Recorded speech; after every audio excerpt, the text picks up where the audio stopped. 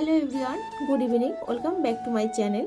তো গাইস, আজকে আমরা যাব আরেকটা বিয়ে বাড়িতে। তবে আজকের বিয়েটা আমাদের পাড়াতেই। সব কিছু বের করে রেখেছি, এখন রেডি হব। মাম্মা আজকে পরবে লেহেঙ্গা। তো মাম্মাকে লেহেঙ্গা পরে কেমন লাগছে তোমরা সবাই কমেন্ট করে জানিও।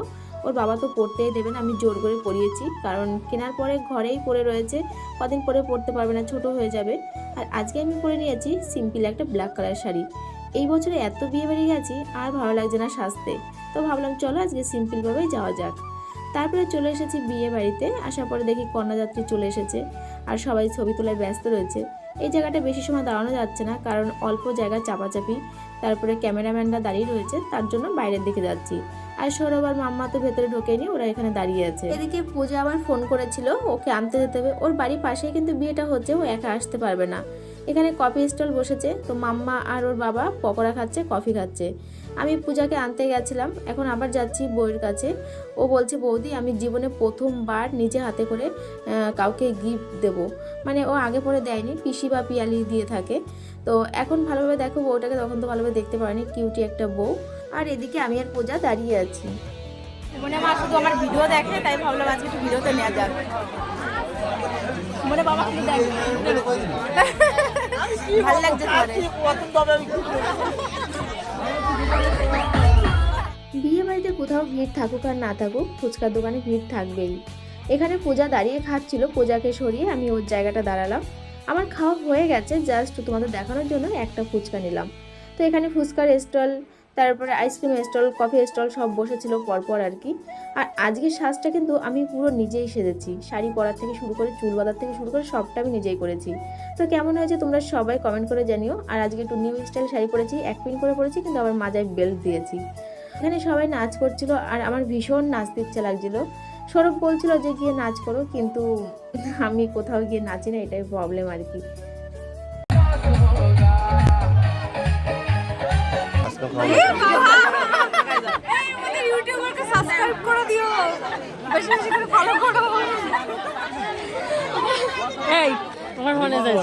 পিয়ালিকে তোমরা হয়তো আগে কখনো শাড়ি পরে দেখোনি। পিয়ালিকে শাড়ি পরলে কিন্তু বেশ ভালো লাগে। ওই এমনিতেই লম্বা, শাড়ি পরলে আরও বেশি লম্বা লাগে। আমাকে বলছে বৌদি আসো ছবি তুলে। আমি বলছি না, ছবি তুলবো না, ভিডিও করব, কারণ ছবি আমার গ্যালারিতে প্রচুর রয়েছে, সেগুলো ডিলিট করতে পারছি না, অনেক পুরনো পুরনো স্মৃতি রয়েছে।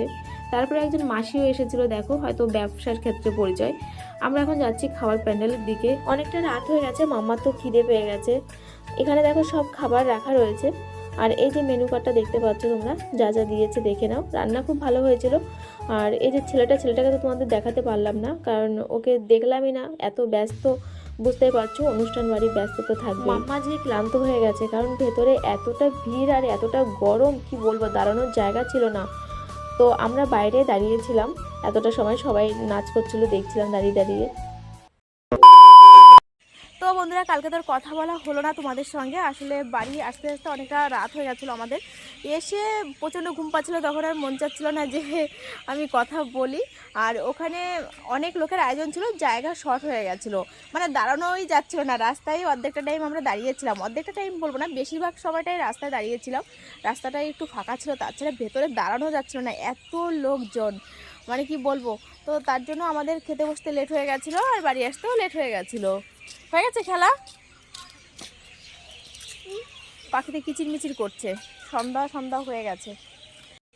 তো চলো, আর কি বলবো, সবার সাজগোজ কেমন লেগেছিল তোমাদের কাছে অবশ্যই কমেন্ট করে জানিও তোমরা সবাই। আর পূজা পিয়ালিকে তো তোমরা আমার ভিডিওতে দেখেছো আগে। তারপরে এসেছিল দুটো মেয়ে, পায়েল আর সৃষ্টি ওর নাম।